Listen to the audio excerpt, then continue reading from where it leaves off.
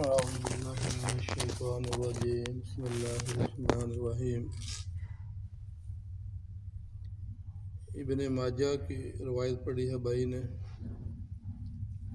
حضرت سعد بن ابی وقاص رضی اللہ تعالیٰ عنہ فرماتے ہیں کہ میں نے رسول اللہ صلی اللہ علیہ وسلم کو یہ ارشاد فرماتے ہوئے سنا، یہ قرآن کریم فکر و بے قراری پیدا کرنے کے لیے نازل ہوا ہے۔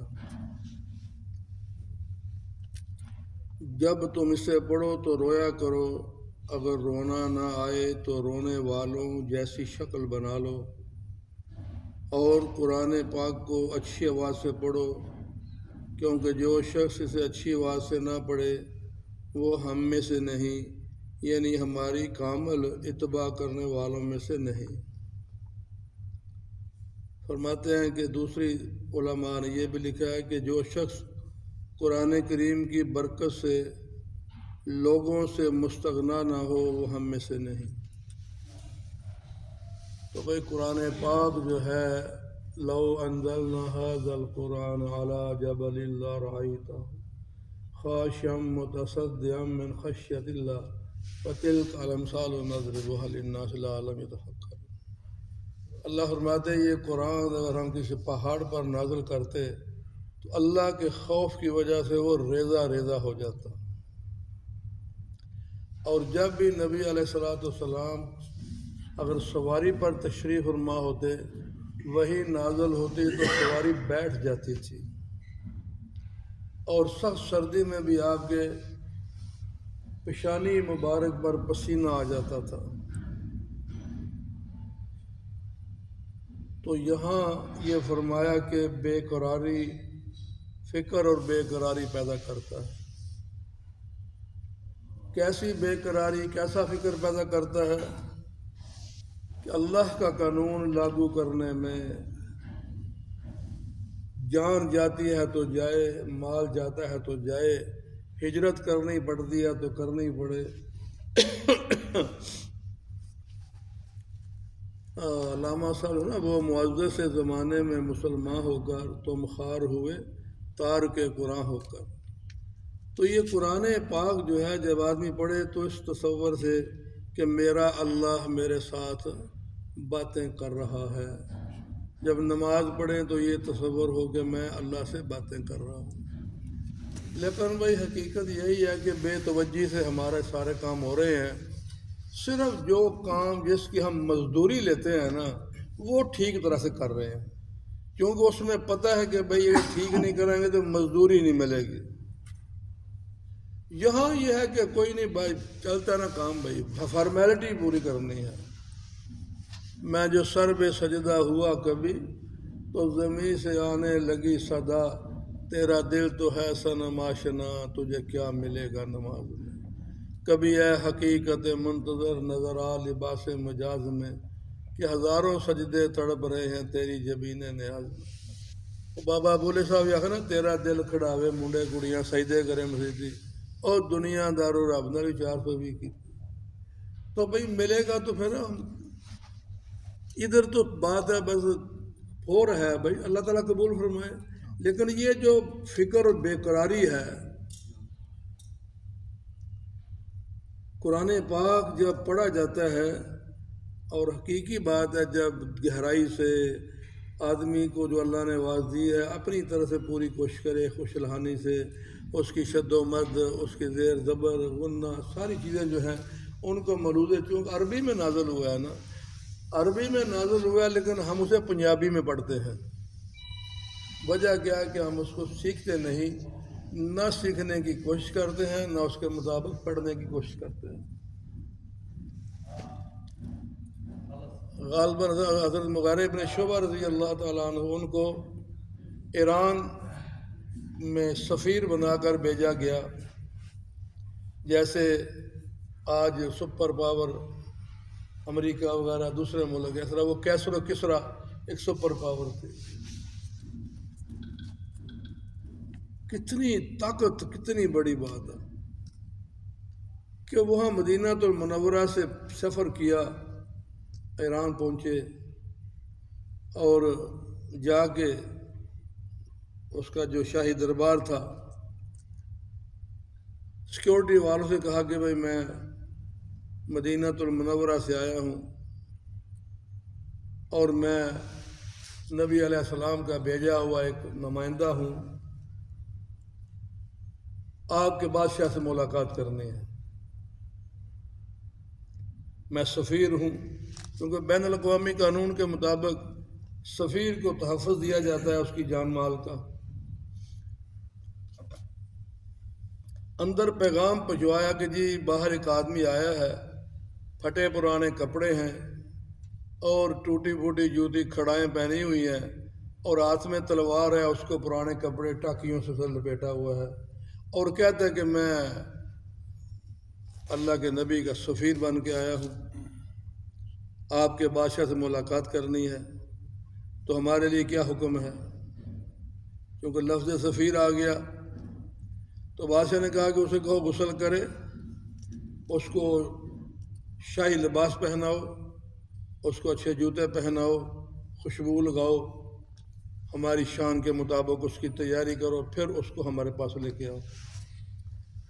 بادشاہ کا پیغام سنایا گیا، فرمایا کہ جس لباس میں اپنے اللہ کے آگے کھڑا ہوتا ہوں، سجدہ ریز ہوتا ہوں، اللہ سے بڑھ کر کوئی نہیں، اسی لباس میں تمہارے بادشاہ سے ملاقات کرنا۔ جناب اس نے یہ کہا ہے، اچھا اندر بھیجو، کیا بات ہے؟ اندر گئے، جہاں بیٹھا ہوا تھا سٹیج بنا ہوا تھا، اندر قالین اتنے موٹے موٹے پڑے ہوئے تھے کہ آدمی اس میں جناب ظاہر ہے کیسر کسرا کی حکومت، ان کی شان کے مطابق وہ قالین، سیدھے جمپ مارا، جمپ مارنے کے بعد جہاں بادشاہ بیٹھا تھا وہاں اس کی کرسی کے ساتھ جا کے بیٹھ گئے۔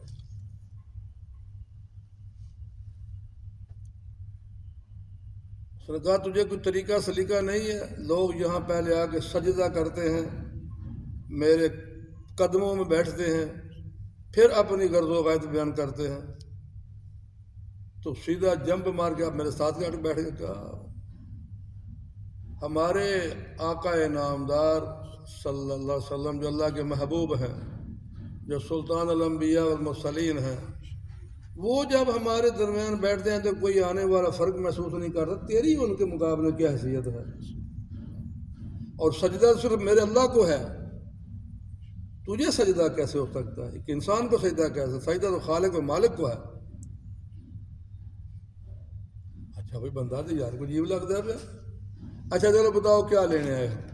غرض و غیظ بیان کرو۔ فرماتے ہیں کہ بھئی اسلام قبول کرو، دنیا آخرت کی کامیابی، جنت کا وعدہ، جہنم سے خلاصی۔ کہا اگر میں اسلام قبول نہ کروں تو کیا کر لو گے؟ کہا پھر ہمیں جزیہ دو، کیونکہ ہمارے مسلمان حکومت میں جہاں بھی ہے ہمارا آرڈر چلے گا، جزیہ دینا پڑے گا، ہم تمہاری حفاظت کریں گے۔ کہتا ہے اگر میں جزیہ نہ دوں تو پھر کیا کر لو گے؟ فرماتا ہے پھر لڑائی کے لیے تیار ہو جا۔ ایک آدمی ہے، ایک آدمی پیدل سفر کر کے گیا، گھوڑے پہ گیا، کیسے گیا؟ اتنی بڑی سپر پاور طاقت جو ہے ان کے سامنے، اس بادشاہ کے سامنے بیٹھ کے کہہ رہے ہیں کہ جنگ کے لیے تیار ہو جا۔ کہتا ہے جنگ کے لیے کس سے لڑو گے؟ یہ جو تو تلوار لے کے آیا جس کو پرانے کپڑے سے لپیٹا ہوا ہے، ٹوٹی پھوٹی کیا ہے؟ تو فرماتے ہیں اس کا پتہ تو پھر میدان جنگ میں چلے گا نا کہ یہ تلوار کیا کرتی ہے۔ کہتے ہیں اچھا یار ایک بات تو بتاؤ، چلو تو بعد میں دیکھتے ہیں کہ لڑنا کہ نہیں لڑنا۔ یہ تو میں قرآن کی بات کر رہا ہوں کہ غور و فکر، تدبر اور اللہ۔ کہنے لگا اچھا یار مجھے ایک بات تو بتاؤ کہ جب ابرہہ نے خانہ کعبہ پر حملہ کیا تھا تم سب لوگ پہاڑوں میں چڑھ گئے تھے کہ اللہ جانے اس کا گھر جانے، یہ تمہارے اندر اتنی کرنٹ اور طاقت کہاں سے پیدا ہو گئی ہے؟ فرماتے ہیں وہ جو قرآن اللہ کے نبی پر نازل ہوا ہے یہ ساری اس کی طاقت ہے، یہ وہ ایمانی قوت ہے۔ اور قوت عشق سے ہر پست کو بالا کر دے، دہر میں اسم محمد سے اجالا کر دے، کی محمد سے وفا تو نے تو ہم تیرے ہیں، یہ جہاں چیز ہے کہ لوح قلم تیرے ہیں۔ خیر بادشاہ نے کہا بھئی ایسا کرو، اگر سفیر کا قتل جائز ہوتا تو بھی اس کے ٹکڑے ٹکڑے کرا دیتا، لیکن چلو اس کو اب جانے دو، اس کی جولی میں خاک بھر دو، اس کی جولی مٹی سے بھر دو، یہ اٹھا کے لے جائے، اس کا یہی اکرام ہے۔ ان کی جولی کو، قمیض کو مٹی سے بھر دیا۔ جب پورا سفر طے کر کے پہنچے سرکار مدینہ رحمت اللہ عالمین علیہ السلام کی بارگاہ دست میں، سارا معاملہ بیان کیا اور کہا جی میری جولی میں مٹی ڈال دی ہے۔ فرمایا مبارک ہو، انہوں نے اپنا ملک تمہارے حوالے کر دیا ہے۔ اللہ۔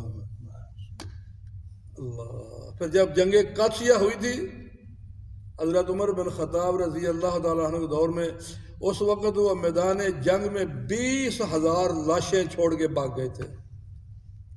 اس بادشاہ کی بیٹی تھی شاہبانو کہ کی نام تھی؟ ہاں جی شہربانو، ہاں، جو حضرت حسین سے ان کی شادی کی گئی۔ پھر اسی بادشاہ کی بیٹی کہ یہ بادشاہ کی بیٹی ہے اور ہمارا حسین بھی ہمارا شہزادہ ہے، امیر المومنین نے ان کے ساتھ شادی کی۔ تو مال غنیمت جو آیا تو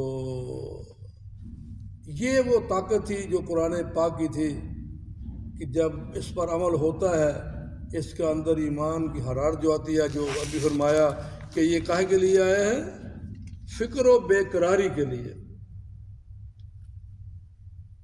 تو آج بھی بھائی ہے بعض پڑھنے والے کہ اللہ تعالیٰ ہمیں بھی ویسی آواز نصیب کرے جیسے ابی بن کعب رضی اللہ تعالیٰ کے بارے آتا ہے کہ مسجد نبوی نماز پڑھ کے گئے تو بعد میں پیغام آ گیا، بارگاہ اقدس میں حاضر ہو گئے کہ خیر ہو، ابھی تو نماز پڑھ گیا یا رسول اللہ صلی اللہ علیہ وسلم، آپ نے حکم دیا، ابھی میں آپ سے نماز پڑھ کے فارغ گیا، کیا حکم ہے؟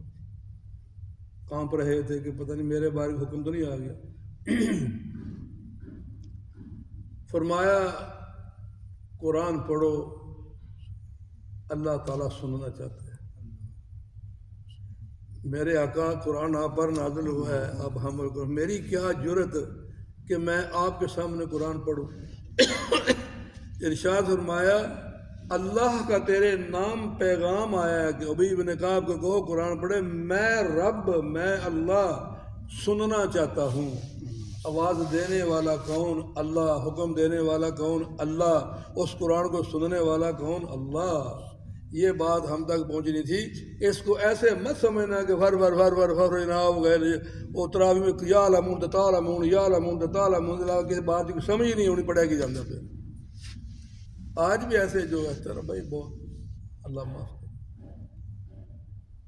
اور شیخ حذیفی مدد العالی دامت بارکہ تو مالیہ جو مسجد نبی کے پرانے امام ہیں، وہ فرماتے ہیں کہ صحابہ کا طرز قرآن اور نبی کریم علیہ السلام کا طرز قرآن دنیا میں موجود ہے، فرق صرف یہ ہے کہ جو نبی علیہ السلام نے قرآن پاک جس طرح سے پڑھا ہے وہ طرز عرب میں ہے، عجم میں نہیں ہے۔ باقی صحابہ کا طرز عجم میں موجود ہے، عرب میں موجود ہے۔ اور جس طرز پر کو پڑھتا ہوگا، جس طرح آقا نے پڑھا تھا، وہ کیا قرآن کا مزہ ہوگا۔ آج ایسے کئی آتے ہیں بعض نماز پڑھاتے ہیں تو ایسے جی کر رہے ہیں کہ یار ساری رات یہ پڑھتے رہے ہم سنتے رہے ہیں، اللہ عالم کس کی طرز پر پڑھ رہے ہیں۔ تو فرمایا کہ بھائی جو اس کو اچھی طرح خوش حالی سے نہ پڑھے پھر وہی ہماری اتباع کرنے والوں میں نہیں ہے۔ اتباع سے مراد یہ کہ قرآن پاک ترتیل کے ساتھ، تجوید کے ساتھ، محبت کے ساتھ، پیار کے ساتھ کہ یہ میرے اللہ کا کلام ہے۔ تو اللہ تعالیٰ کی بارگاہ میں دعا کہ اللہ تعالیٰ مجھے آپ کو آج کی حدیث مبارکہ کی سمجھدار فرمائے اور قرآن پاک کو صحیح سمجھ کر پڑھنے کی، اس پر عمل کرنے کی اور دوسروں تک پہنچانے کی توفیق عطا فرمائے۔